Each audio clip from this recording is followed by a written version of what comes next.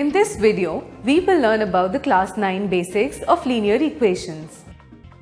Equations of the form a1x plus b1y plus c1 is equal to 0, where a1, b1 and c1 are real numbers and a1 and b1 are both not 0 are linear equations in two variables.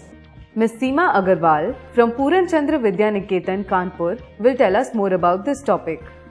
Pair of linear equations in two variables. Before we start, let us revise something which we studied in class 9th. Now, linear equations in two variables are of the form a1x plus b1y plus c1 is equal to 0, where a1, b1 and c1 are real numbers and a1 and b1 are both not 0. Now, this condition can also be denoted by a1 square plus b1 square is equal to 0, not equal to 0.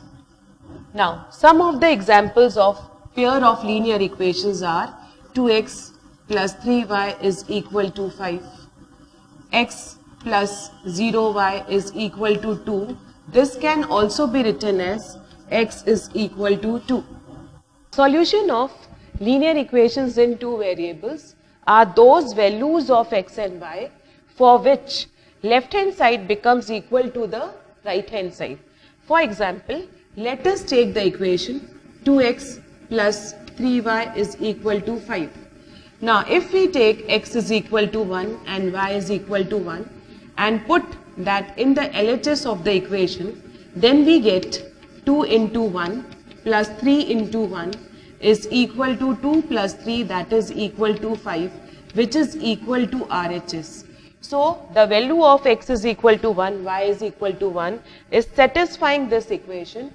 Therefore, x is equal to 1, y is equal to 1 is the solution of this equation. In class 9, you have already studied that for every linear equation in two variables, we get a straight line on the graph paper.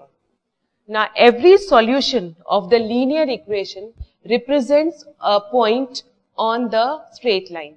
Similarly, any point on the straight line represents the solution of the linear equation.